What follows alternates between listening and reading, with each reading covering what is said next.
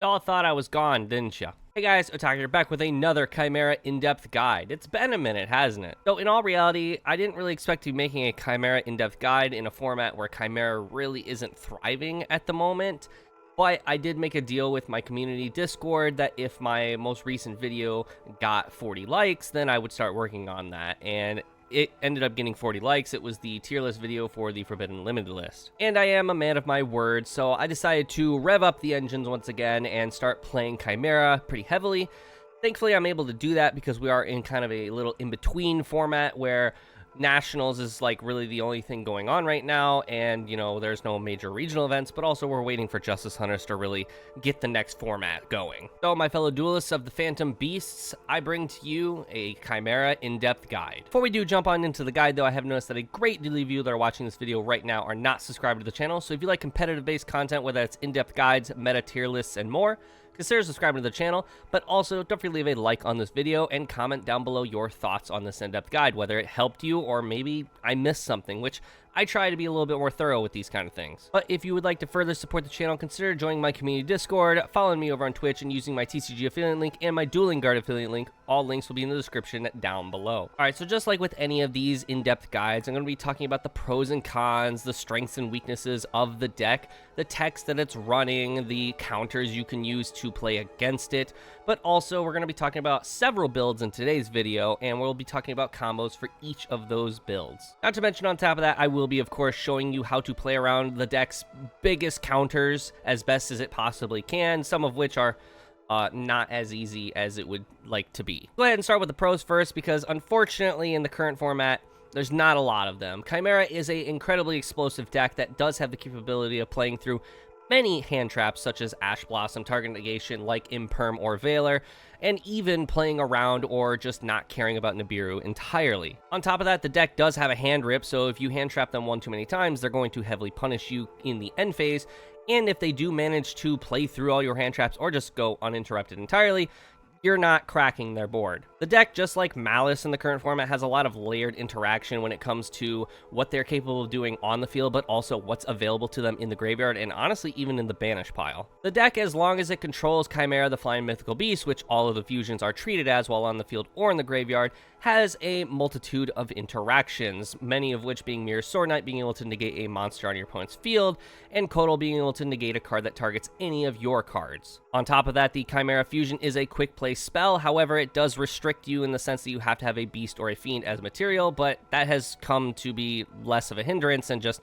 an extra little whatever. On top of that, the deck has two forms of incredibly generic illusion monster searches, from Gazelle's effect when it's used as a fusion material, and Nightmare Apprentice when it is summoned. It is because of both these cards that no illusion monster ever in the future of Yu-Gi-Oh! Can ever be incredibly broken, because then it'll make this deck incredibly broken, since both these monsters can just generically search any illusion monster when you apply their effect. At the current moment, the best illusion monster available to the deck is Diabell's the original Sin Keeper, and my personal favorite card in Yu-Gi-Oh! While this card is face up on the field, it's essentially an anti-spell fragrance at home. Your opponent must set any spell or traps before it can be activated. Obviously, if it's a quick play spell or a trap card, it's going to have to remain set until the next turn, but if it is a normal spell, it can still be flipped. But when a spell or trap card is set, Diabell's can then target one card on your field and one card on your opponent's field and destroy both of them. However, she doesn't actually have to successfully destroy both because she resolves as much as possible. So typically, you are going to be targeting one of your monsters and then use the Quick Play Chimera Fusion to fuse away your monster, but still pop the card on your opponent's field. Diabell's is primarily the deck's way of countering board breakers such as Evenly Matched, Dark Ruler No More, Lightning Storm, Raigeki, and more. Obviously, cards like Dark Ruler No More, Raigeki, and Lightning Storm are normal spells, so after they're set, they can be flipped,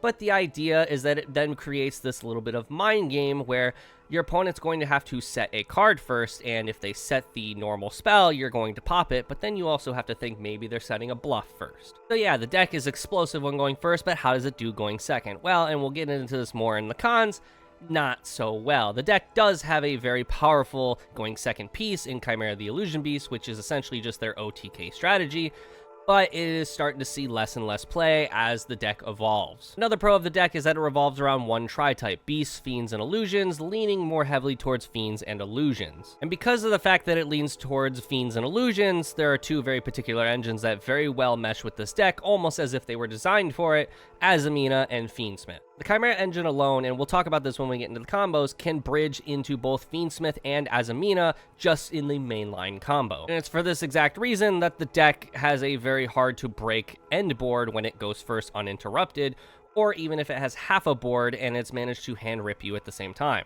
Now for the cons, and there are quite a bit of them, especially in the current format. The deck doesn't do very well going second, especially in the current format where a lot of decks are building very similar boards that Chimera builds, except they're able to play through most interaction. You have decks like Malice where most hand traps don't really affect them, except for like target negation when they don't have ways to dodge it, or a Bestial or a March Hare. And you have decks like Ryzeal where if you normal summon Gazelle, go Gazelle, add the Chimera Fusion, you activate Chimera Fusion, they just pop the Gazelle and you're down a material, possibly not even resolving that Chimera Fusion. You have decks like Mitsurugi where they're going to nuke your board before you really can even establish one, but they're also going to have several forms of negation in the form of a trap card Omni Negate, Ame, which will of course make you lose card advantage. Something Chimera absolutely needs is resources, and if they are being forced to discard cards to resolve effects from Ame, Nuo, Murakumo, they're struggling even more. But also on top of that, it's just the current interactions that are available in the TCG at the moment. There are a lot of hand traps, and we'll talk about this in the counter, that really just stop the deck in the current format. The deck is able to play through cards like Imperm, Ash Blossom, Veiler, and even Nibiru, but those aren't the only things in the current format that are running amok, and there are 2 or 3 different hand traps in the current format that are mainstays in everyone's deck if they can play them, and it really cripples the deck's ability to not only perform going second, but going first. And circling back to the fact that the deck is heavily resource dependent. It is a fusion deck. It needs resources to make its monsters. And unlike decks like Branded, where they can get their resources from the deck and not really give a shit, Chimera needs them from their hand, field, and occasionally their graveyard. And it's because of this that it actually makes it very difficult to run non-engine like Ash Blossom and plenty of other hand traps, because none of those hand traps really fit the description of any of the fusion monsters, except for like 2, and again, we will get into that when we get into the deck builds. And the last con of the deck is it's incredibly telegraphed. Unlike a fusion deck like Branded or even Archmage at the current moment, deck is very straightforward. The deck is, of course, trying to make Chimera King of Phantom Beasts and then the Baphomet Fusion to be able to hand rip and dump a guy to the graveyard, but then also bridge into their Fiendsmith combos. So if your opponent is very well versed on how to play against this deck, they know where to interrupt you. And I do think that is a perfect bridgeway into the counters and techs of the deck. So we're going to talk about the techs first, because there are not super many of them. But of course, as I mentioned, the deck can play the Fiendsmith engine so fluently well because they use cards like Sinister Necrom, Evil Hero, which is a fiend that can be dumped from the deck with the Baphomet Fusion, to then use its effect to summon Evil Hero Dusted Gold, which is a light fiend. So they just can naturally dump a guy that can get a light fiend onto the board to make Requiem to make Fiendsmith Engraver. On top of that, the deck has the ability to bridge into the Sinful Spoils package, which can then get you to your Azamina, so you can end on an Omni Negate from Sylvia. The deck does this, of course, because the Elza Azamina is an illusion monster, so it can be searched from Gazelle or Nightmare Apprentice, summon itself, and then make it so you can summon out Moa Regina and synchro away for a Chaos Angel. And once it's synchroed away, it can search a Sinful Spoils spell card. And then lastly, and we'll talk about this in the deck builds, but the deck can actually kind of play some form of a hero package. The new evil heroes have these crazy effects that can basically, without locking yourself, just be able to pump out bodies. And we'll talk about that when we get into the deck builds. I don't think it's a super real build, but it's neat and has legs. And again, we'll talk about that in a minute. But let's talk about the counters. And as you can see here, there's quite a bit of them. I tried to pick the counters that are really like being played in the current format. And the biggest ones, the top offenders at the moment, are going to be Dominus Impulse, Droll and Lockbird, Mistaken Arrest, and the Mulch armies, primarily Fool Loss, but we are seeing Meows getting played as well because it is an Earth for Vanquish Soul. But yeah, Dominus Impulse, in my personal opinion, is the biggest counter to the deck. Yes, there are not a lot of decks that are currently able to play this. We have Mitsurugi, we have Mitsurugi Orcust, we have Malice, so we have like 3 or 4 decks in the current format that can play Dominus Impulse, one of which, of course, being, I think, Lunite is another one. So that's a problem. This deck's also going to have problems against Lunite as well, so there's that.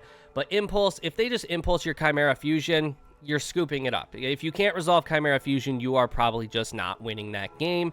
And on top of that, you can't get it back because you don't control a Chimera on the field or in the graveyard. So you're not going to be able to get Chimera Fusion back. You've used your only one, probably. If you have two, then thank God you're saved. But Dominus Impulse is definitely the biggest counter to the deck. We have Droll and Lockbird, which in my personal opinion is not super scary.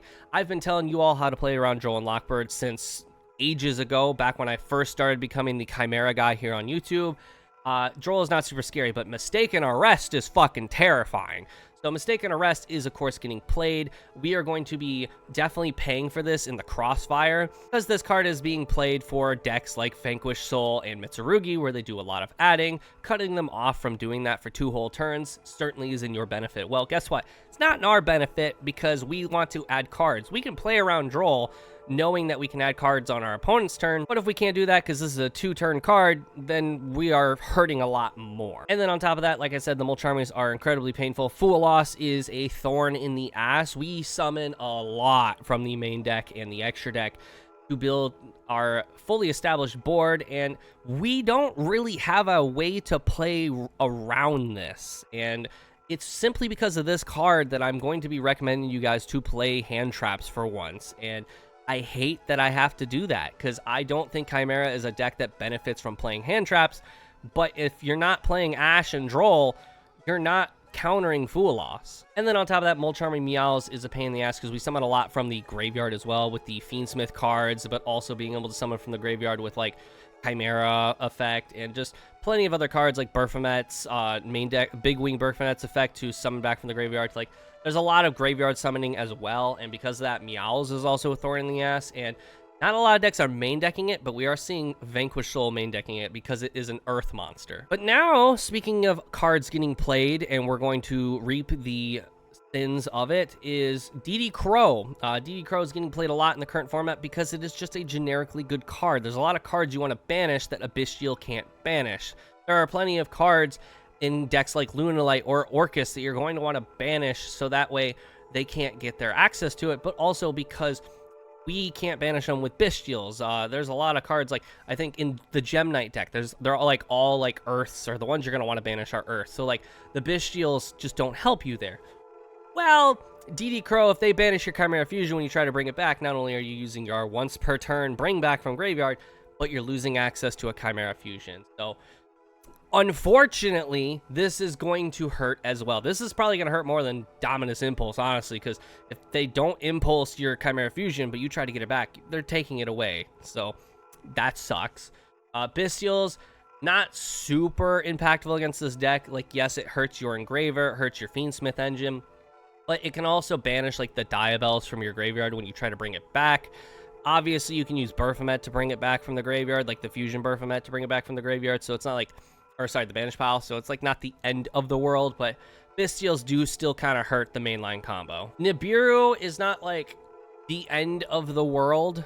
We have 1,000 different ways to play around it and also just not care about it. We can summon out Ilia Sylvia, we can summon out Caesar, we can just set up our graveyard in a way that even if we get nibbed, it doesn't kill us by any means, but nib can be awkward. I'm not going to say it doesn't. I'm not going to tell you to just completely disrespect this card, but also at the same time, we are slowly seeing Nibiru getting faded out of the format currently, because even though cards like Talents and Crossout are at 1 to punish when you get Nibiru, a lot of the decks currently just don't care about nib. Like, they just either play around it or don't care about it, and because of that, we are seeing less and less nib in the current format. But cards we definitely can't play around is Dimension Shifter and DD Ground. DD Ground is being played in the side deck, has been getting played for a while as a thrust target. This is still the case, but we are seeing Shifter still, because obviously Malice is still in the format. They're not really playing Shifter, but Vanquished Soul is. Vanquished Soul has been playing Shifter for a long time because they don't care about their graveyard at all. And they, of course, want darks in their hand to be able to reveal, and Dimension Shifter is a very good dark target to reveal, especially if you can't even use it. Then it's just a guy that stays in your hand without any temptation of using it. And if Dimension Shifter resolves against us, we don't have a game plan, because we need our graveyard for our Chimera interactions with Sword Knight and Kodal. We don't get any sort of add back or summon back effects off Big Wing Baphomet or Gazelle, because they need to hit graveyard with being used as fusion material. Also, we don't get really just anything. So Shifter is just like a FTK against this deck, unfortunately. Now, I wouldn't call them counters by any means, but there are some cards I do want to mention here in like the counters or like the counter play section of the video. And then it's cards like Ash and Imperm. So, and we'll talk about this more when we get into like the combos, but if your opponent normal summons Gazelle, which is the best play that they can possibly make in this deck, is normal summon Gazelle, which bridges them into everything else.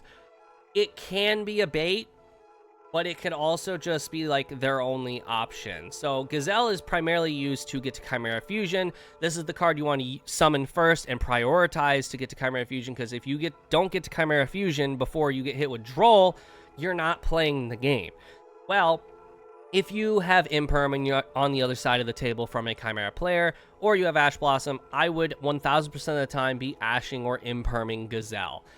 We don't want Chimera players getting to the Chimera Fusion, because again, if they get to Chimera Fusion before you Droll them, they're probably still able to play under Droll. That being said, as a Chimera player myself, I would heavily appreciate if you just don't interact with me at all. Kind of looping back to the topic of Fool Loss, and I have a whole combo that we're going to show to play under Fool Loss, but if you are playing against Chimera, do not shotgun Fool Loss, because they actually would love that. They'll probably just like normal summon Sword Knight pass. The most opportune moment to hit a Chimera player with Fool Loss is if they normal summon Sword Knight and go Sword Knight effect, you hit them with Fool Loss, you guarantee a draw, or you wait for them to activate Chimera Fusion, and then again, you guarantee a draw. Now, my Chimera players, when I get to the combo, I'll talk about why that second one is actually more beneficial in your favor. All right, let's talk about deck builds. So I have 3 deck builds for you guys today. We're going to be talking about Fiendsmith, Chimera, Azamina, Chimera Fiendsmith without Azamina, and then Chimera Fiendsmith Hero, which is like my least favorite one, but I made a promise that I would talk about it, and it has legs. So Chimera Fiendsmith Azamina for the longest time was my go-to version of the deck. It is incredibly explosive. It has a lot of just like engine pieces. It's hard to keep up with where it's going or what it's doing, and each engine just flows so well with each other that if you get interacted in an awkward spot, it's really easy to recover. But in the current format, I can't recommend this build anymore. This build is still good, and you know, if you want to play it, you know, play at your own risk, but I think Chimera Fiendsmith Azamina plays way too hard into Droll. Droll and Lockbird is a card that is a giga threat to this deck. Yes, you have ways to play under it or play around it and respect it, but the moment you're playing something that doesn't respect it, you're gonna lose. And unfortunately, Droll and Lockbird is a mainstay 3 of in everyone's main deck right now, because decks like Mitsurugi and Ryzeal don't like the card. And sure enough, neither do we. But also on top of that, this deck does a lot more summoning from the extra deck because of its cards like Hollowed Azamina. So it plays harder into Fool Loss as well, which obviously, typically you're not playing into Fool Loss if you can help it. Now, the one benefit this deck does have is that if your opponent double Fool Losses you and you're able to play around cards like Imperm and Ash when they decide to use them, you can deck them out. That is a possible thing to do with this version of the build. I've done it several times on Master Duel, but I've also done it a couple times at locals, managed to deck them out because they double Fool Lost me. I don't recommend it, but if you want to play too close to the sun, more power to you. But let's go ahead and jump onto the deck list. So we are playing 1 Diabellstar, the Black Witch, 1 Diabell's the original Sin Keeper, 3 of Nightmare Apprentice, 2 of Engraver, we'll get into reasons in a minute, 1 of Sinister Necron, 1 Big Wing Baphomet, 1 Adusted Gold, 2 Sword Knight, 3 Gazelle, 1 Lacrima, 2 Kotal, 3 Fool Loss, 1 Elza Azamina, 1 Fabled Lure, 1 Tract, 1 Foolish Burial, 3 Salesman, 1 Hollowed Azamina, 1 Talents, 1 Called By, 3 Chimera Fusion, 3 Droplet, 1 of Sinful Spoils of the White Forest, 2 Wanted, and 1 Deception. So that's just the main deck. Reasonings, okay? So reasonings behind 1 Diabellstar and 1 Wanted. The deck has so many ways of finding it. So in past builds, I was playing 2 Diabellstar and 3 Wanted because the idea was like we wanted to find these cards as much as possible. The deck has a way to find them, and it's pretty consistent as well. You basically just fusion summon away the Gazelle, search out the Elza Azamina, summon Elza Azamina, use her and the Baphomet fusion to make Moa Regina. Moa Regina, bring back Elza Azamina, and then synchro away for Chaos Angel. Then you can later in the turn get Chaos Angel to the graveyard, so that way you can bring it back off of Chimera. So because of that, I decided that it wasn't like super necessary to guarantee it in my opening hand or try my hardest to guarantee it in my opening hand, especially when we were trying to find room for other pieces in the deck. Diabells, I'm seeing a lot of players kind of cut Diabells. It is my favorite card of all time, so I'm still playing it. So that's more of a biasy thing. If this is a card you don't want to play, more power to you. That being said, it is still just an anti-spell fragrance at home, so I think it's still a really strong card. But again, there's a bit biasy because it is my favorite card of all time. The artwork and just everything looks so nice. So if you don't want to run this card, more power to you to just cut it. 2 Engraver, I was running 3 at one point. I was running 3 Engraver and then the 1 Tracked. Again, the deck has so many ways to flow into the Fiendsmith package that it's not like super necessary to guarantee seeing it in your opening hand. The pieces you want to see in your opening hand are always going to be Gazelle and Chimera Fusion. So clogging your deck with pieces from other engines to lower your chances of seeing Chimera Fusion or Gazelle is just no bueno, especially in the current format where Droll's running amok. 2 Sword Knight and 2 Kotal. Kotal plays hard into Droll, but Kotal is also necessary for his negation effect, but also he can find you any other piece that you absolutely need, especially if you don't get hit with Droll because your opponent doesn't have it. Kotal also is really like fun interaction with Necroquip Princess, so I think both of these cards are like necessary 2 of minimum, or you should never have less than 2. Unless you're playing like the White Forest build of this, which I'm not going to be talking about today. 1 Elza Azamina, you don't need more than this because it only has one purpose in the entire deck, and typically it ends up getting sided out in game 2 if you're going second. 1 Tracked, because again, you don't really need to guarantee seeing this card. If you go Engraver, search Tracked, you get Drolled, you just lose the game. So just guaranteeing seeing this card is like not the greatest, so we just run it at 1. Foolish Burial, so for the longest time, I've been like super on the Foolish Burial with Chimera. A lot of people aren't playing it, and I don't think anyone's been playing it since I've ever recommended it. But that being said, typically I want to go Foolish Burial because I want to see it in my opening hand. And if I go Foolish Burial, send Sinister Necrom, then I get my Fiendsmith engine going. I get Caesar on the board before I commit to it a single normal summon in the entire deck. But also on top of that, I can then use the Fusion Baphomet effect to dump something else to the graveyard rather than Sinister Necrom.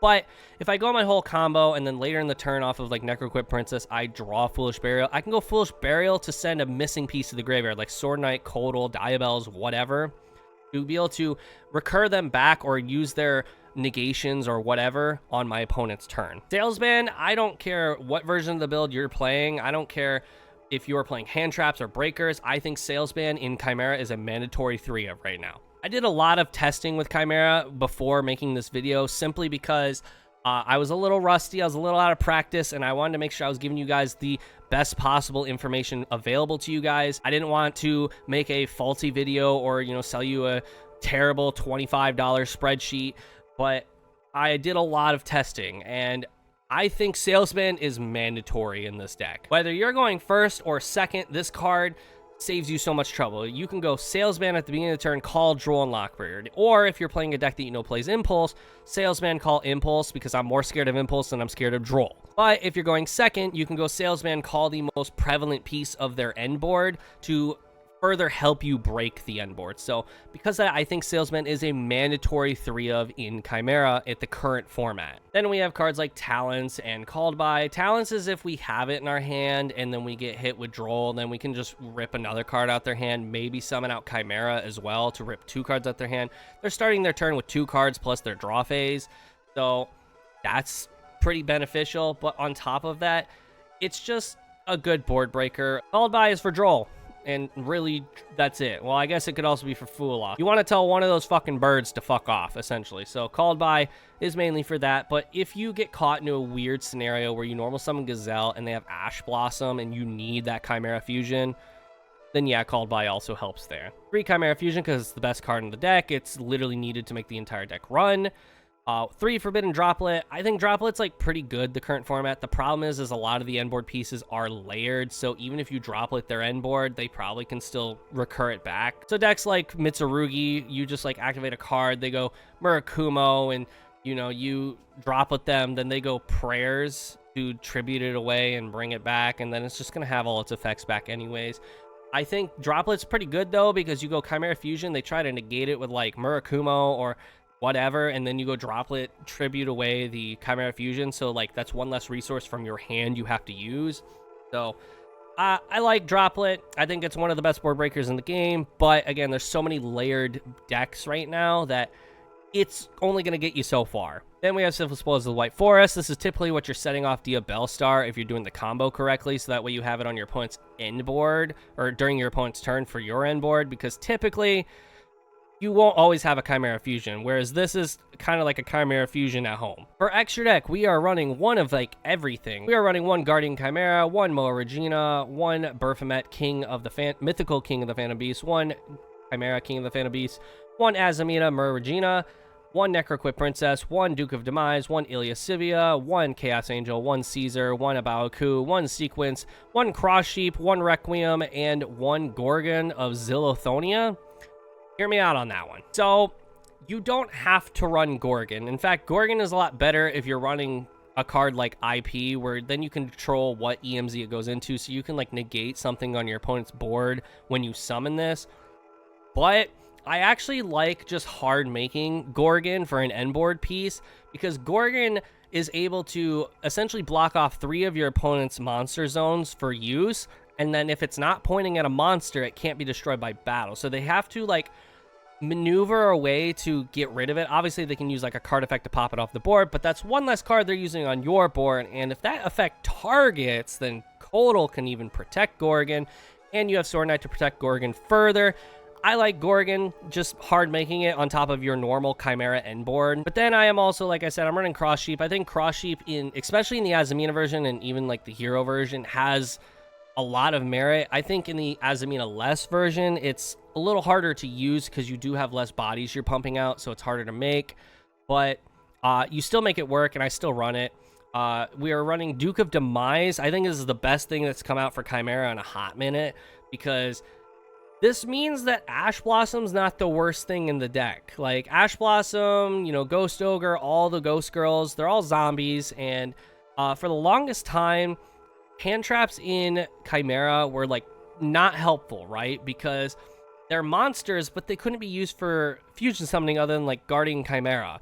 So they weren't, like, materials. Well, now, if you're trying to, like, get back into the game after getting it hand trapped in an awkward position, and you have a Fiend on the board, you can use that Fiend plus Ash Blossom to make Duke of Demise, get a second normal summon, and then also add back the Engraver and maybe Tract into Luri and, you know, get back into the game. There are just a lot of scenarios also where I use Duke of Demise because I don't have any cards left in hand, so I make Duke so that way I can get a card in hand to discard off a Baoku to bring back, like, Baphomet from the graveyard. So there's a lot of merit to Duke. I think he's, like, incredibly powerful. On top of that, it just gets like fiends back into the deck that you don't want, you know, in the graveyard per se. Like, maybe you have too many light fiends, like too many of your fiend resources in the graveyard. Now, you're probably noticing that I'm not playing Desiree plus Paradise, and I came to like feel like it's not what we want to be going for, right? Now, that being said, if you want to cut Gorgon, and Gorgon's a me thing. Like, if you don't want to play Gorgon, more power to you. You can throw in Desiree, you can throw in another Baphomet, you can throw in the Illusion Beast, you can throw a handful of things into the deck. That the Gorgon is just like a me thing. But if you want to play Desiree, that's more, you know, you're more than welcome to do that. My personal thing with Desiree was I was never making it, and the Chimera end board was, if I got to a point where I needed, like, Paradise, I was probably already losing. That being said, in most decks that are running Fiendsmith, I do recommend playing Paradise with, like, Desiree, but I wanted another extra deck slot, and I felt like, oh, I'm never making Desiree, and I'm rarely ever actually using Paradise. On top of that, Paradise is a brick, and we don't want to see bricks in our opening hand. Like, the deck already has, like, 1,000 different ways to have awkward hands.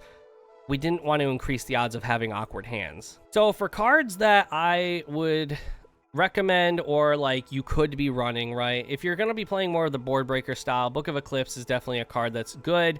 Book of Eclipse helps you dodge like Imperm when you don't have Chimera Fusion, when you summon Gazelle, because cool thing about fusion decks is you can use face down monsters on your field to still fusion summon. So Book of Eclipse helps you kind of dodge target negation, but also it helps you crack a board. Obviously, it's not going to work against Malice. It's not going to work against Orcus, but it'll still work against stuff like Mitsurugi or Ryzeal. So Book of Eclipse, I think, is still like a pretty solid breaker right now. You can run Muckraker. I don't like Muckraker at the moment because it's like a Baoku, but more restrictive, right? Yes, it's easier to make, I will admit that, but a Baoku is just a bigger Muckraker, and it doesn't have any restrictions. It doesn't lock you. You can just summon back any light or dark. You can't just summon back only a fiend, and also you don't get locked into fiends. The perks I would make over Muckraker is that it can protect your fiends from destruction. So if they activate like Lightning Storm and you have a Baphomet in defense mode, you contribute the Baphomet and save all your monsters. So there's merit there. Then you have Moon of the Closed Heaven. I've never been the biggest fan of Moon in Chimera since we have such an easy way to bridge into Chimera by getting the Sinister Necrom to the graveyard, and we can chain block that so they can never really interact with it. But people still insist on playing it. Again, I don't like it, but if that's something you want to do, I don't hate it by any means. There are times where like you summon Gazelle and they imperm or ash it, so you're cut off of Chimera Fusion, and then you summon out like Nightmare Apprentice from your hand, and then you're just sitting on two bodies. You can't fuse them, and what are you going to link them into? Like Cross Sheep? What's that going to do for you? So that would be the time Moon of Closed Heaven would come up, and I have come into those situations before, but not enough for me to justify that I play it. Then Super Poly, and we'll talk about this here in a minute when we get into the Azamina less version of the deck. I think Super Poly is like the best thing you can be playing in Chimera right now. Super Poly is by far none, in my opinion, the best board breaker in the game right now. There are so many decks that are just not prepared for Super Poly. You have decks like Malice, where they are all dark cybers that if you Super Poly them for Earth Golem at Ignister or Garua, like you just crack their board. Like that's game over right there. You have decks like Mitsurugi, it's all dark reptiles. Again, another Garua. Yeah, they have ways of getting that stuff back, but you can catch them in an awkward position. You have decks like Luna Light. You have so many decks that are not ready for Super Poly. So this is, in my opinion, the best thing you can be playing in Chimera right now. All right, so I'm going to do the combos for each deck list prior to moving on to the next deck list. So for Chimera Fiendsmith Azamina, I want to show off two combos. The first one being if you open Gazelle plus a Fiend, because that is the most like ideal hand to get. Gazelle over Nightmare Apprentice is the better one, and then the second combo is Nightmare Apprentice. Obviously, if you open Chimera Fusion, that's like the best hand you can have, because then you don't have to worry about Droll cutting you off from like most of your deck. But for the first combo, we're gonna have Gazelle plus a random Fiend. I chose Lurie for this because if I put Engraver in hand, like that gives so much advantage for the combo, whereas Lurie just exists. Yes, he will be put back into the deck later in the combo as a light Fiend or like an extra Fiend in the graveyard, but ideally, like, I mean, it's any Fiend in our hand, and if this was Engraver, we would be probably changing up the combo significantly. So we're going to start our turn off by normal summoning Gazelle, the King of Mythical Claws.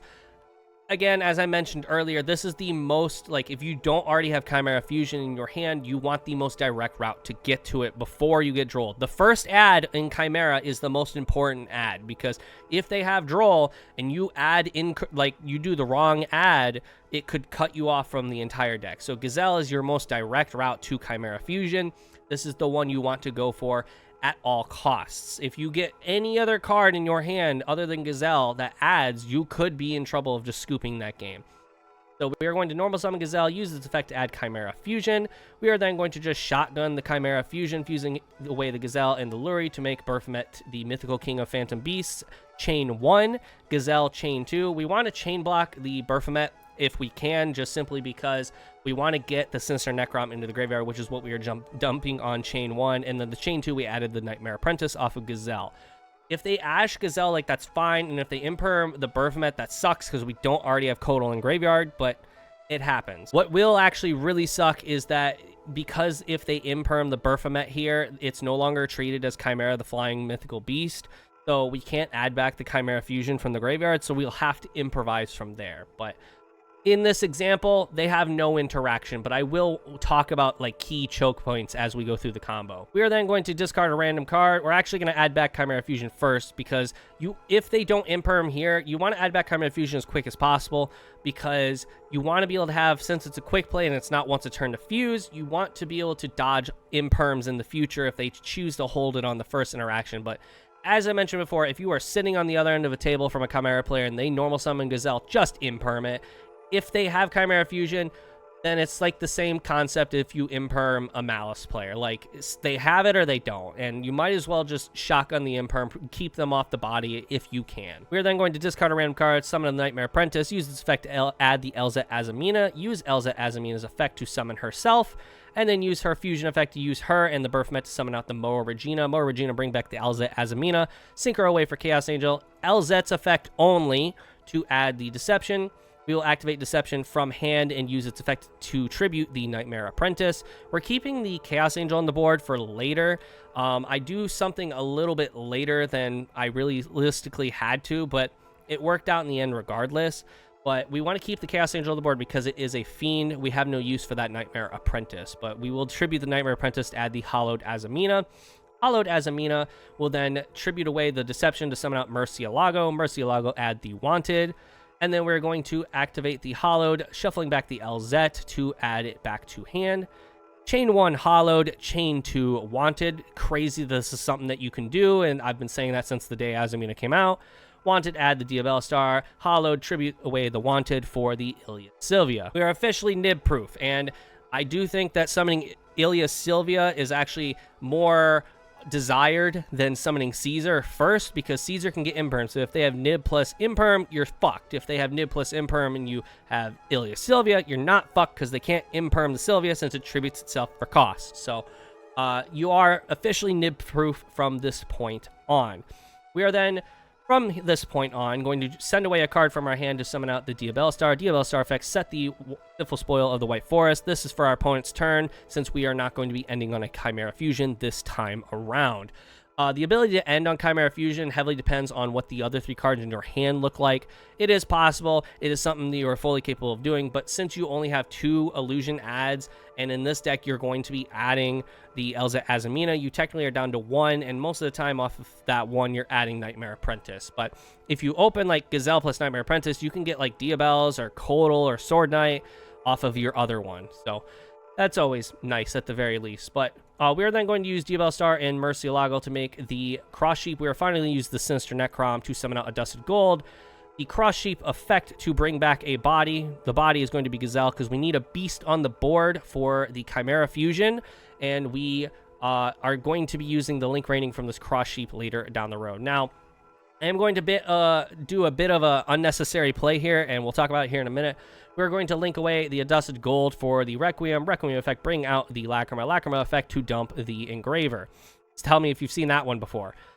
Now, what I'm about to do here is incredibly unnecessary, and I realized this as I got to the end of the combo, how unnecessary this play was, because I can actually just use away the Gazelle and the Chaos Angel to make Chimera, link away the Chimera and the Lacrima to make Sequence, and then do the play from there. But instead, I took a random move, and I didn't need to do it, so I had to kind of diverge a little bit. The end board is still, for the most part, the same, but it was a little complicated towards the end because I made this one play. But what I'm about to do is I'm going to go Requiem, equip to the Lacrima, make Necroquip Princess, then I'm going to use Engraver because I actually needed that Light Fiend on the board to make Sequence. I'm going to use Engraver, shuffle back the Luri, summon out Engraver, and then we're going to use Engraver plus Necroquip to make Sequence. Sequence effect to use the Dusted Gold and the Necroquip to make the Duke of Demise. Then going to use Chimera Fusion, use Gazelle and the Chaos Angel to make Chimera. Chimera effect to rip on end phase.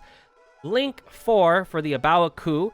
We want Duke Engrave, so we go Duke effect, add back the Engraver. Engraver effect, add the Tract, and then we'll use the Tract effect to add and then discard the Luri. We are then going to use the Luri effect when he hits the graveyard to bring him back since he is mandatory. And we are going to equip the Sequence to the Luri so we can remake that Necroquip Princess, use the Abawa Coup, discard, bring back the Engraver, and then make the Caesar. And then we're going to draw a card off of the Wanted effect, putting back the Deception. In end phase, we're going to rip a card, bring back the Abawa Coup, and that's the end of our turn. Like I said, a minor misplay, but we still have all the pieces we need in rotation. If I did what I was supposed to do and link away the Chimera and the Lacrima to make Sequence, I would have Chimera in graveyard right now, which is actually more ideal than what I currently have on the board. So just keep that in mind. Like, sometimes you just make a misplay, but what do we have on the board at the moment? So obviously we have a Baoku who can bring back any light or dark monster or pop a card. We have 2 summon negates. We have Ilia Sylvia, which is just an Omni negate, protects us from like 1 board breaker, and they are running 1 less card in their hand because of the Chimera rip. We have Sinful Spoils of the White Forest to fusion summon because we do control a fiend monster and an illusion monster. We have 1 card in hand. It can be any card. In this example, it's Salesman because I stacked the deck to purposely draw dead cards, so we weren't drawing live cards for this example.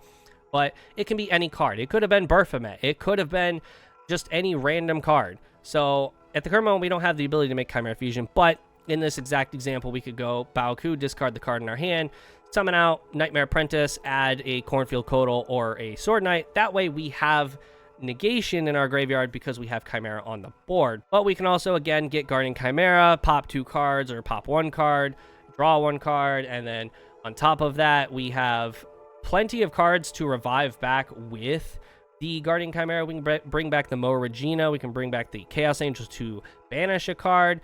We can then, once we banish Chimera, use Baphomet to bring back Chimera, and then we have access to our negations that we added off of like the Nightmare Apprentice. We have a lot of layered interaction on the board. That being said, this better win because I don't know if you noticed, but we got 2 cards in extra deck, meaning if they kill our board but they don't kill us, we don't have a whole lot of crackback available to us. Okay, so the next combo is if you only open Nightmare Apprentice. Nightmare Apprentice can still put up almost the exact same end board. You are down 1 body, and we will talk about that in a moment. And if you only open Apprentice and they have Droll, you do just kind of lose the game. But I digress. Let's go ahead and jump on in. So we're going to start the turn by discarding a card to special summon the Nightmare Apprentice Inherent Summon. Use her effect, add the Mirror Sword Knight. I cannot stress this enough. Add Sword Knight, do not add Codal, because if they have Droll, that Codal is just fucking sitting in your hand. If you add Sword Knight, you have options. The first option is that if the last 3 cards in your hand are dead as fuck, then you can normal summon the Sword Knight, and then you can either just pass and then like summon a guy on your opponent's turn to add cards, or you can make a Light and Dark Chaos Angel and hope that they don't have an out to it and you live a turn. But since we did not get Drolled here in this example, we are going to normal summon the Sword Knight, use his effect, hope they don't have Ash, but realistically, if they had Ash, they probably would have used it on the Nightmare Apprentice, and that's something you got to really think about when you are playing not just Chimera, but in general in Yu-Gi-Oh! Is if they didn't interact with a certain card or a certain hand trap on one of your vital points of interaction, then they probably don't have it. But use Sword Knight effect to summon out the Gazelle effect to add the Chimera Fusion. So like I said, we are down a body because in the last example, we had a random feed in our hand with this Gazelle, and so we were able to have 3 bodies on the board at this point on, but unfortunately, we do not. We're going to activate the Chimera Fusion to fuse away the Gazelle and the Nightmare Apprentice, chain 1 Gazelle, chain 2 Baphomet. You actually want to flip these because, again, as I mentioned in the last example, you want to try and chain block these Baphomet because if you want to get your Fiendsmith cards online, and if they had Ash and they just didn't use it on Sword Knight, they're going to use it now. But we're going to dump the Necrom, add the Elza Azamina off of the Gazelle. Basically, Gazelle is just flipping rolls with the Nightmare Apprentice in this example. We're going to use Elza Azamina, summon herself, use her effect, fuse for the Moa Regina. Moa Regina, bring back the Elza Azamina, sync her away for Chaos Angel, Elzet, add the Deception, activate the Chimera Fusion, add it back to hand. Then we're going to activate Deception, tributing away the Chaos Angel for the Hollowed.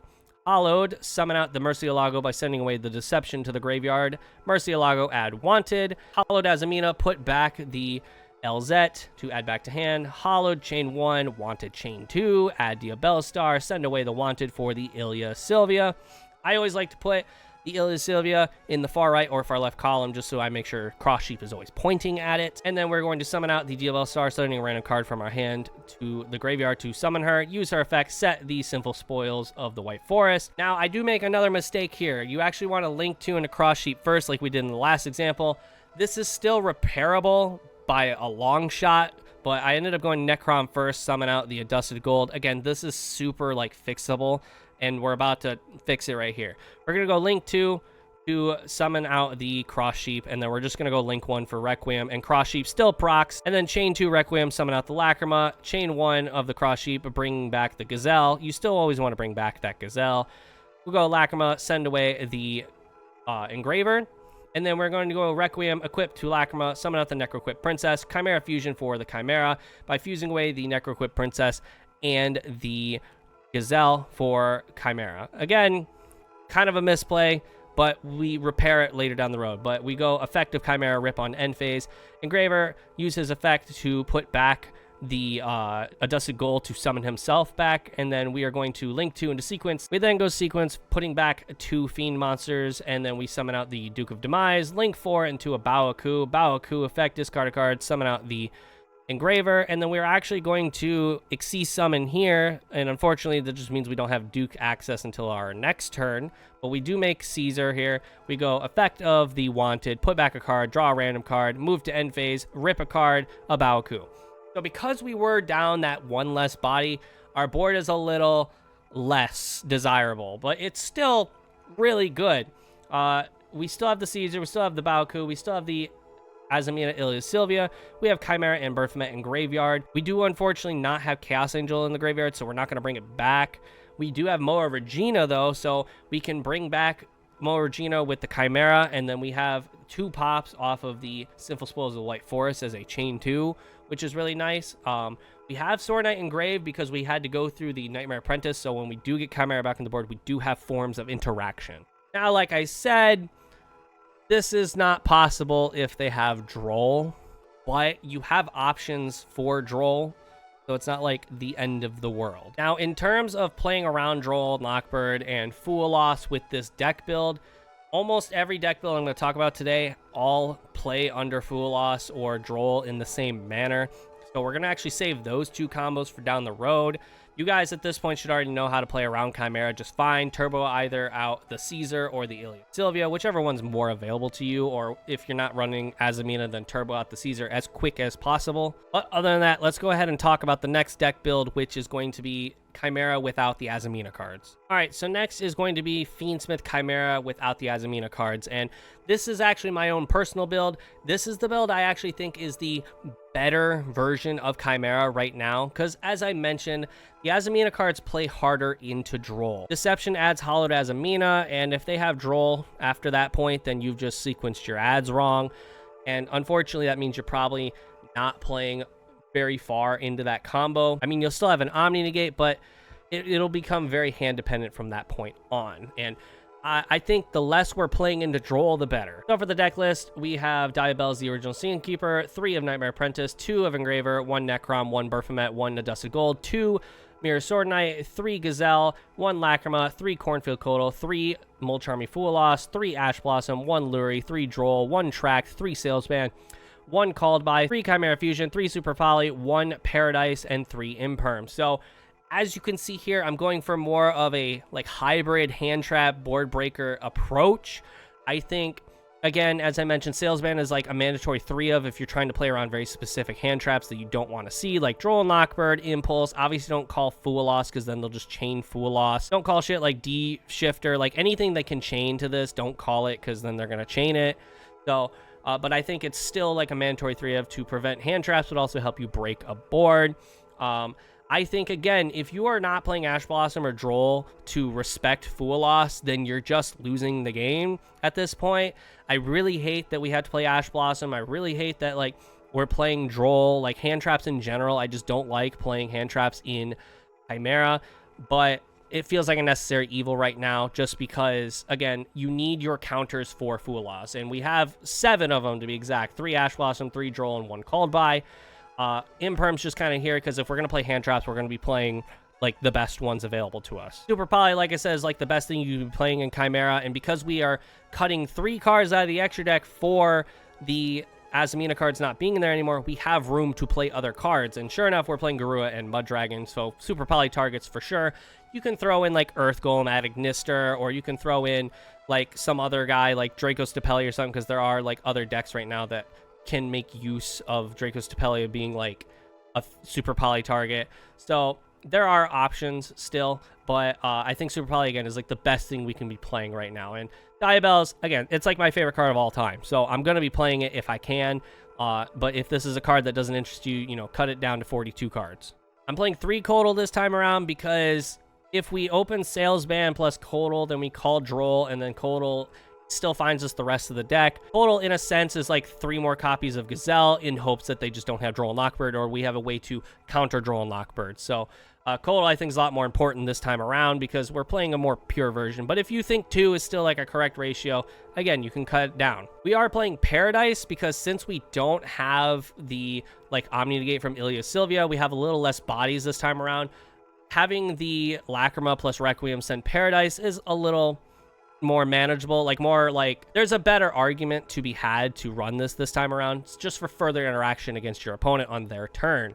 And also on top of that, in the pure version, I find myself making Desiree on like turn 3. If they don't die on their turn and it gets back to me, then like I use it to help crack the board.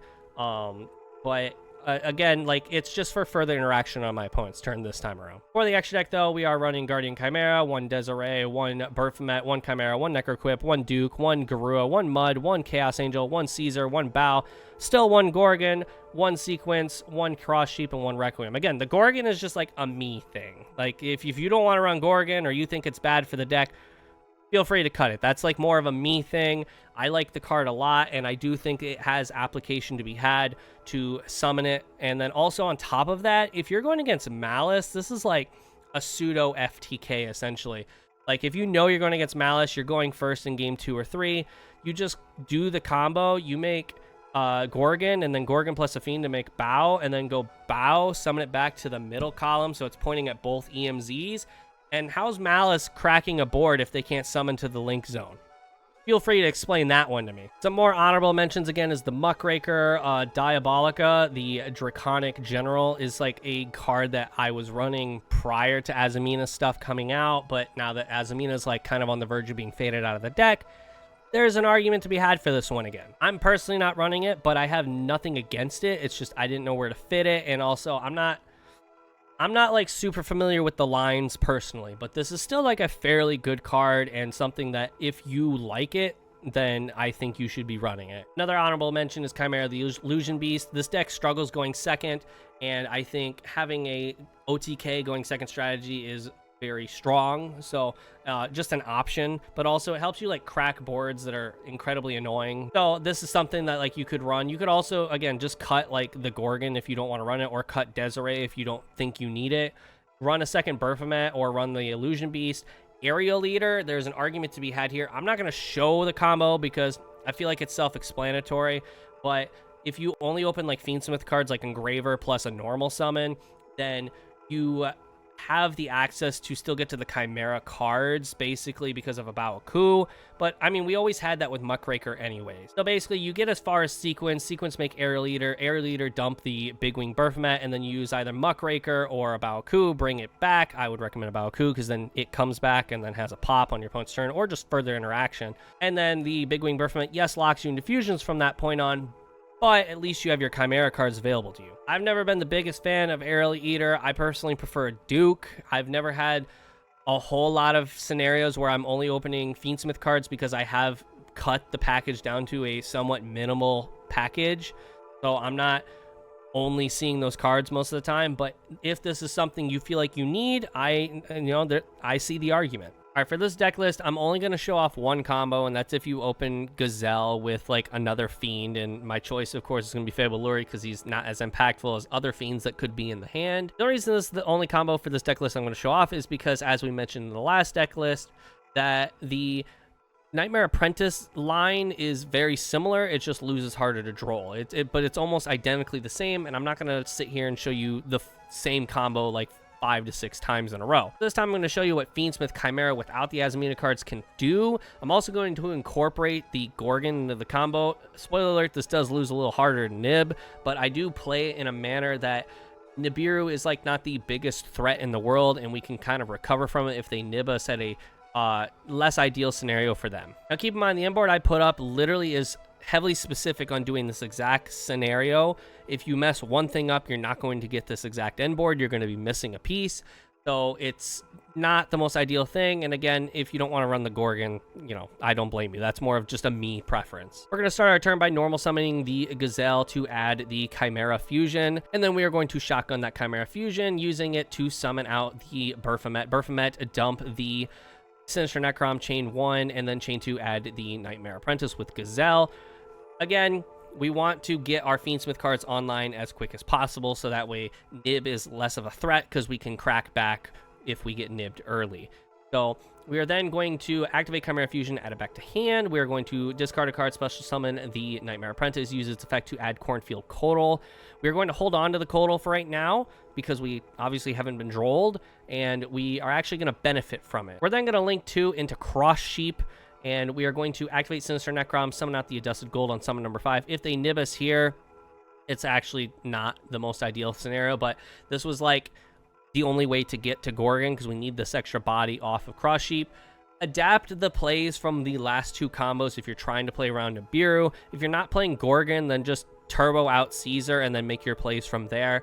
This is only if you want to play Gorgon and get the most ideal end board out with Gorgon on the board. We're then going to link 1 into the Fiendsmith Requiem effect, summon out the Lacrima effect, dump the Engraver, and from this point on, we are not Nibiru proof, but we have recovery if we do get hit with Nibiru. We're then going to go Requiem equip to Lacrima, Contact Fuse into Necro equip, and then because we summoned a fusion monster to a zone that Cross Sheep is pointing to while it points to a fusion monster, we are going to use its effect to revive out the Gazelle. We are then going to activate Cornfield Codal since Necro equip is on the board. Add the Berfomet, and Necro equip's effect will activate to draw 1 card. We are then going to activate Chimera Fusion, fusing away the Berfomet and the Gazelle to make Chimera. Chain 1 Chimera, chain 2 Gazelle, target the Nightmare Apprentice, so we get that extra body on the board, and hand rip and end phase. We are then going to link 4 into the Baoku.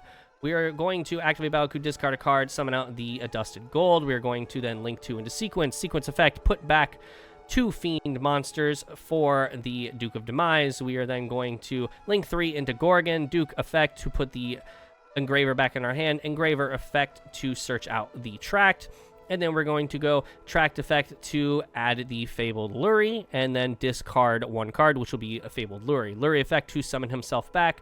We will then go Sequence attached to the Lurie, and then make another Necroquip Princess. Engraver come back, Xyz summon for the High Wave King Caesar, end the turn, rip a card out of opponent's hand, and bring back the Baoku. So, I mean, like, this is actually pretty solid. So, Gorgon is not able to be destroyed by battle. It is pointing at 3 zones, which means that our opponent has 3 less zones available to them, and we can manage whatever they're doing in their 2 monster zones over here. We have a Baoku that can pop a card or special summon on another card from the graveyard. We have Caesar that can make 2 summon effects non-existent. We have Chimera who can bring out another monster from the graveyard, most likely going to be like Berfomet, so that way we can add 2 cards to our hand, because hopefully one of our other 2 cards in our hand, whether it was the draw or the last card we didn't discard, hopefully one of them is a live card like Chimera Fusion or something along those lines. We could have also, rather than summoned out like the Gorgon or anything along those lines, when we used Baoku's effect, we could have brought back Berfomet, so we guaranteed that we ended on the Chimera Fusion. We do also, however, have like Chimera banish himself, summon out a guy, and then Berfomet banish himself, summon out Chimera, and then we do have Cornfield Codal in graveyard for like target negation, so we can prevent our opponent from like targeting the Gorgon, although they can just do that in draw phase. We have the ability to go Lacrima effect. That way we can get Paradise in graveyard, so we have further interaction there, because we do still have Desiree in the extra deck as well. So we have a lot of interaction here. So limiting our opponent to 2 main monster zones and an EMZ, plus having the ability to pop, stop some special summon effects, and furthermore, we have a board that heavily demands our opponent not only has imperm, but 1, they're starting with 1 less card in hand as well, and they have to imperm something, right? Like, they're going to imperm the most threatening card, and if they have imperm, they're going to have to activate it in draw phase, because a Baoku will be able to banish herself to dodge it, or they're going to have to imperm the Gorgon so they can have access to all of their monster zones, or a Caesar because he's going to stop most of their effects. There is a lot of demand for imperm here. Obviously, Droplet is a very good card as well, but Droplet's going to cost, hand economy, so there is a lot going on here. Again, if they had Nibiru, there was plenty of moments where they would have stopped that, and we would not end on this end board if they had Nibiru. But Nibiru is falling out of the format, as we discussed before, so that is a little less likely. But at the same time, If you're not playing Gorgon, then you don't even need to do half the stuff I did. Just incorporate a lot of the stuff I did in the last 2 combos into here, like the same mindset of like trying to turbo out your Caesar or your nib counter as quick as possible, while also trying to just like avoid droll at all costs. All right, so the last build I'm going to sit here and talk about is going to be Hero Chimera. And for a lot of like Chimera enthusiasts that maybe don't approve, do hear me out. This does have legs. I'm not going to say it doesn't. I topped a locals just recently with something like this, and like, yeah, I know it's locals, but at the same time, again, it does have legs, it has potential, so just, you know, maybe keep an open mind. The deck list goes as followed: 1 Diabells, because it is my favorite card of all time. You can cut it if you want. 3 Nightmare Apprentice, 2 Engraver, 1 Sinister Necrom, 1 Big Wing Baphomet, 1 Dust of Gold, 2 Sword Knight, 1 Dead End Prison, 3 Gazelle, 3 Lacrima, 1 Shadow Mist, 2 Codal, 3 Mulch Army Fualos, 3 Ash Blossom, 1 Fabled Lurie, 3 Joan Lockbird, 1 Dark Contact, 1 Fiendsmith Tract, 3 Salesman, 1 Called By, 3 Chimera Fusion, 1 Fiendsmith in Paradise, and 3 Infinite Impermanence. So funny enough, I'm actually running more of the mid-range style of the hero package. So the hero package can be anything from the most minimal, which is the Sinister Necron plus a Dusted Gold, but you could also be running Shadow Mist and Dead End Prison. And then if you really want to cap out on it, you can be running 3 Malicious, which heavily pumps out bodies. There are scenarios where sometimes you open Shadow Mist or you open like Dead End Prison, and it gets a little weird. So sometimes the dump off Dead End Prison instead of Shadow Mist is the Malicious Bane. And when that does happen, typically that means you actually get a bunch of bodies for like stuff like a Baoku and Link Summoning, etc. Benefits I'm going to say about this version of the deck is, like I said, it just vomits out bodies. So even if you get nibbed or just put in like weird situations, there are new lines to recover from. I was just at my locals when I was playing this and toying around with it. I was discovering lines that were like getting me out of really bad situations, and really quickly finding like Duke of Demise is a huge MVP in this version of the deck, because being able to get like that extra normal summon to get a body out is absolutely insane.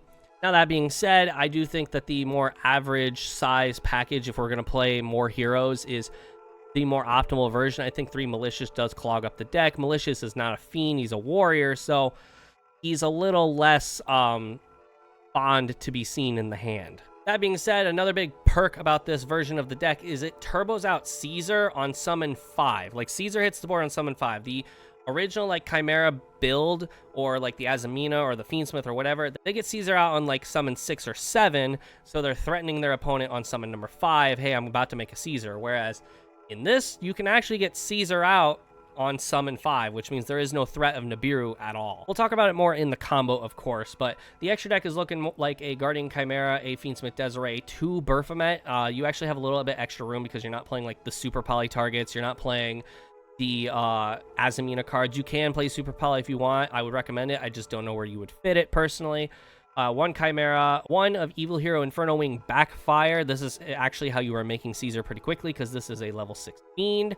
1 of Necroquip Princess, 1 Duke of Demise, 1 Chaos Angel, 1 Caesar, 1 Bow, 1 Sequence, 1 Moon, 1 Cross Sheep, and 1 Requiem. Now, Moon I actually will make an argument for in this deck. In most Chimera builds, I won't make an argument for it, but I recommend Moon this time around because typically your summon off of Sinister Necrom is not a Dusted Gold, it is Dead End Prison.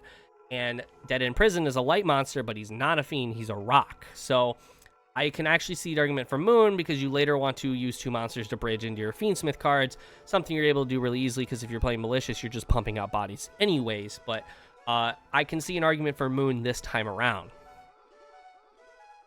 Some honorable mentions, like I said, is going to be Destiny Hero Malicious if you want to vomit out bodies. This does come up, maybe like run 2 if you really want to run this card. It does come up just being able to vomit out the bodies, because again, sometimes you do just get unfortunate and open Shadow Mist, and you don't have a dump off of Dead End Prison, so you want to dump the Destiny Hero Malicious. Evil Hero Malicious Bane is another option. I didn't see a purpose for it personally, but it's an option. It's a good going second card. And then Evil Hero Darkest Night, something again I didn't feel like I absolutely needed. Okay, so for the Hero Chimera, we're going to have our hand a little bit differently. Our hand is going to be still the standard Gazelle with Luri because we're trying to play around Droll and Lockbird, which, by the way, this build doesn't super get hurt by Droll and Lockbird, but at the same time it does. There's application, or like there's maneuverability around Droll and Lockbird with this version of the deck. But we're also going to have a Droll and Lockbird in our hand. This is just going to be any random normal summon that doesn't require a tribute. It can be a hand trap like Ash Blossom or Droll, because we do run that in the deck. So we're going to start the game off by the usual normal summon Gazelle, Gazelle effect, add the Chimera Fusion. We're going to go Chimera Fusion, use the Luri and the Gazelle to make Baphomet. Baphomet effect, dump the Sinister Necrom chain 1, chain 2, Gazelle, add the Nightmare Apprentice. We are then going to go effect of the Chimera Fusion, add it back to hand, effect of Sinister Necrom, summon out Dead in Prison effect to dump the Shadow Mist effect to add the Adusted Gold to our hand. We will go Adusted Gold effect to discard himself and add Dark Contact. We will then use the effect of Dark Contact, fusing away the Dead in Prison and the Banished Sinister Necrom, so then we can use it later, which I found was a really cool interaction, because we can get Adusted Gold back into the deck off of like Engraver or Sequence, and Dark Contact puts the Sinister Necrom back. So we actually have ways to have more of a grind game with this, which is really cool. We will summon out the Backfire effect to add the Adusted Gold. We're going to want that Fiend in our hand for right now, and we're going to bridge into Fiendsmith later without the Adusted Gold anyways. We're going to then just make on summon 5 the DDD High Wave King Caesar. We will discard a card, special summon the Nightmare Apprentice, add the Cornfield Coatl. We will then activate the Cornfield Coatl, use its effect to add the Mirror Sword Knight. We just want to get our illusions and our like actual interaction into rotation. We are going to turbo out the final Chimera Fusion, fusing away the Adusted Gold and the Mirror Sword Knight for another Baphomet, which is fine. We're going to link 2 into the Moon. We'll then use Requiem effect, summon out the Lacrima, dump the Engraver. Getting used to saying that phrase way too comfortably. We will then use Engraver effect, putting back the Adusted Gold for the summon. We will then make the sequence effect, shuffle back 2 Fiends, one of which is the second Baphomet that we made, to shuffle them back to make the Duke of Demise effect to get the second normal summon, to be able to summon out this Droll and Lockbird, link 4 into a Baoku. Duke of Demise effect, banish himself, get the Engraver back to hand. Engraver effect for the Tract effect to add and discard the Luri. We will then activate the Luri effect in the graveyard, summon himself back. A Baoku effect, discard the last card in hand, summon out Mirror Sword Knight. Mirror Sword Knight effect, summon out the Baphomet, add Chimera Fusion and Gazelle.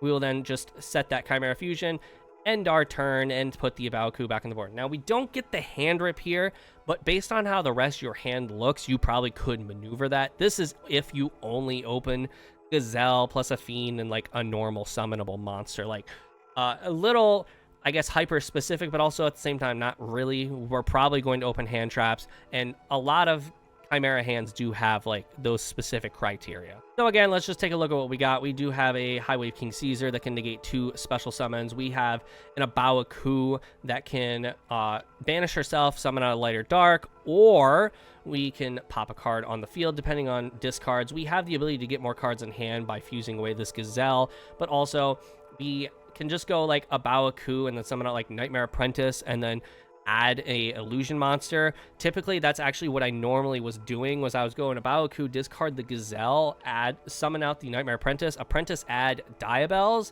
and then when we later with summoned out the Guardian Chimera with the Big Wing Baphomet, Luri, and Diabells, we would go Baphomet, revive the Diabells. So that way, if our opponent had like further interaction, we just had ways to just tell them no. However, that being said, I also think that you can just go Chimera Fusion, summon out Baphomet. Baphomet will then dump Diabells, and then the Big Wing Baphomet will just revive like a illusion monster. You're going to want to revive Nightmare Apprentice to get a card in hand, but also Gazelle's going to add an illusion monster as well. So like you have options there. Yeah, you're not going to get Guardian Chimera, but the Baoku can then just discard the Diabells and special summon it back. So there, again, are further options there. But you're going to want to probably have a Chimera on the board, so that way you get use out of your Kotal and your Sword Knight, who are in the graveyard and in rotation. So yeah, again, I think, like, this is by no means the best version of Chimera, and I even think the people who have recommended it to me agree that it's not the best version of the deck. But it is fun. It's a cool concept. It's really cool to see that some of the hero cards can interact with this deck, even though a handful of them are not fiends.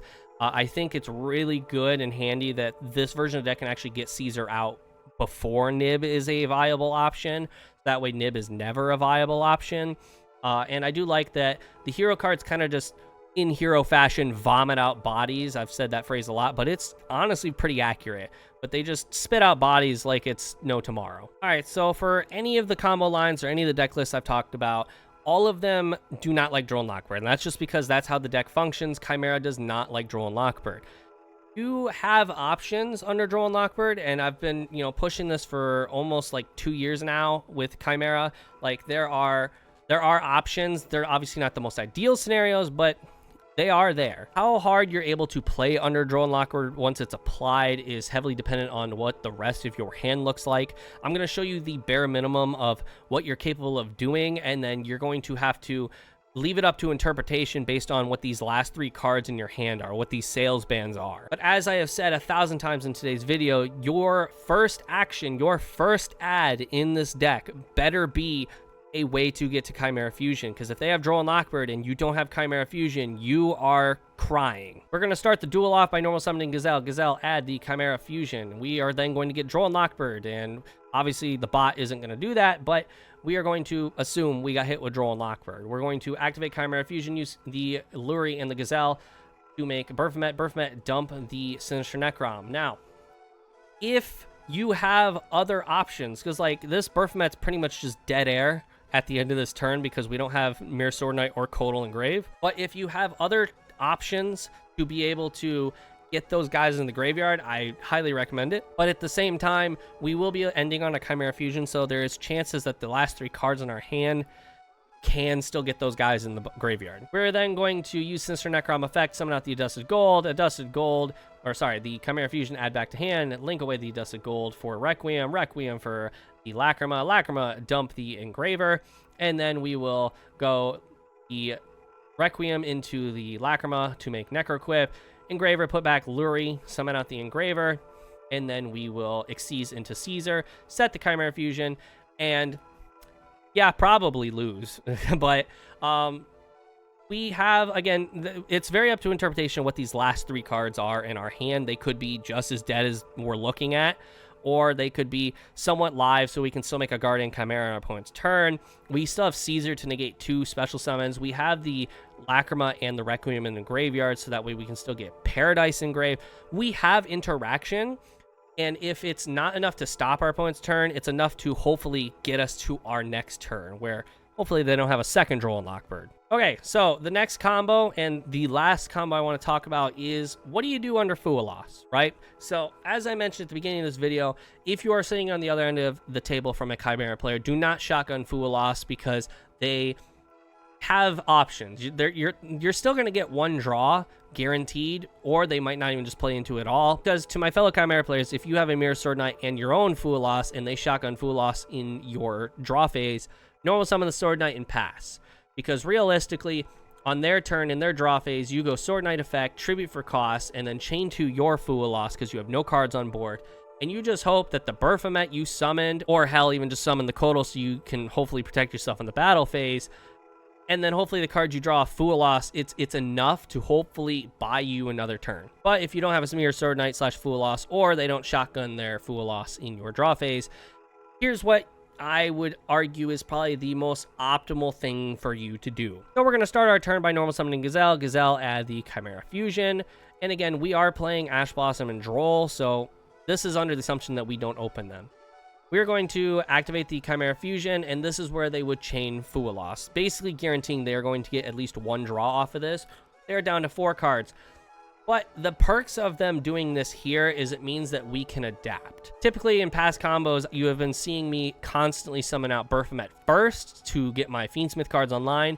But under the effects of Fualos, I'm not going Fiendsmith shit. So we are going to instead just go for the hand rip. They are going to get one draw here, and we are going to go chain 1 Gazelle, chain 2 Guardian Chimera. Sorry, not Guardian Chimera, Chimera King of the Phantom Beast. We're going to then on chain 1 add the Nightmare Apprentice, and we're not summoning from deck or extract for the rest of this turn. Instead, we're going to try and set up our graveyard so we have some form of interaction still. So we are then going to go for the effect of the Nightmare Apprentice, discard a card, special her, and then use her effect to add the Cornfield Codal.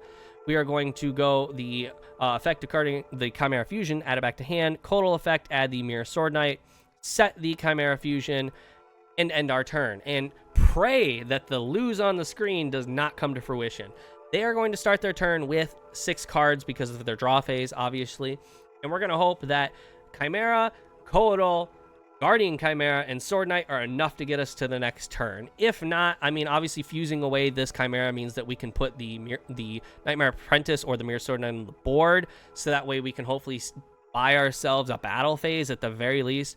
There is a decent amount of interaction here to theoretically buy us a turn. In the current format, probably not, but theoretically. And that's going to be it for today's in-depth guide to Chimera. I hope that I did my fellow Chimera community members justice. It's been a hot minute since I've played Chimera. I did my best to do as much research as possible on what things are going on right now, how to combat the current format, and all that. But I also, again, I wanted to make this information readily available. I know there are some people out there that are charging for spreadsheets and shit like that for Chimera or just in general, and then they're giving false, like, they're just giving bad information from what I've been told. So again, I wanted to just kind of do justice for the people who have made my channel what it is today. So thank you all again. And just like in past videos, please don't forget to leave a like on this video, subscribe if you're not already, and like competitive based content, not just of the Chimera variety. But with that, I will see you all in the next video. See ya.